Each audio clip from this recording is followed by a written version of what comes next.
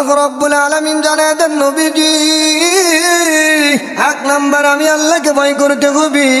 আমি আল্লাহকে ভয় না করা মাত্র তোমরা মুমিনদার দাবি করতে পারবে না। কোন উম্মত যদি আপনার উম্মত যদি ইমানদার দাবি করতে চায়, এক নাম্বার আমি আল্লাহকে ভয় করতে হবে। আল্লাহ রাব্বুল আলামিন কোরআনুল কারীমের মধ্যে ডাক দিয়ে বলে নবীজি, আল্লাহ রাব্বুল আলামিন কত সুন্দর করে ইয়া আইয়ুহান নাসু তাকু রাব্বাকুম কোরআনুল মধ্যে বলে দিয়েছে। কেন তোমরা ভয় করবা না?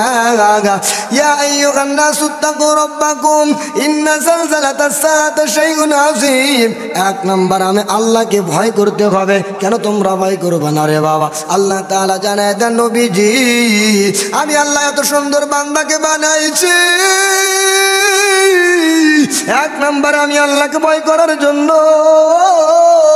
দ্বিতীয় নাম্বার আপনার নবীর সুন্নত রেখে চলবে।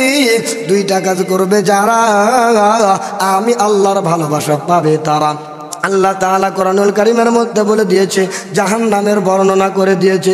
আল্লাহ রাব্বুল আলামিন বলে ওয়াসিকাল্লাযীনা ইত্তাকাউ রাব্বাহুম ইলাল জান্নাতি সুমারা হাত্তা ইযা জাউহা ফুতিহাত আবওয়াবুহা ওয়া ক্বালা লাহুম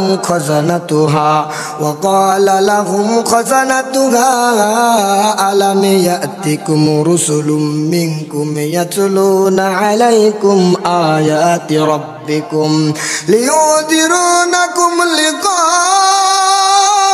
ربكم هذا قالوا بلى قد جاء ربنا আল্লাহ রাব্বুল আলামিন জানায় দেন নবীজি, আমি আল্লাহ রাব্বুল আলামিন জাহান্নামের বর্ণনা করে দিয়েছি। ওয়াসিকাল্লাযীনা তাকাউ রাব্বাহুম মিনাল জান্নাতি যুমারা, জান্নাতি বান্দারা জাহান্নামকে ডাকতে থাকবে, তোমরা কেন জাহান্নামের মধ্যে আসছো? ওই জাহান্নামী বান্দারা বলতে থাকবে, দুনিয়ার ময়দানে আমরা উলামায়ে কেরামকে মানি না, আরে আমাদের সাথে বেয়াদবি করেছি, আল্লাহর নামাজ খানা আদায় করি নাই, নবীজির সুন্নতের বিপরীত চলেছে।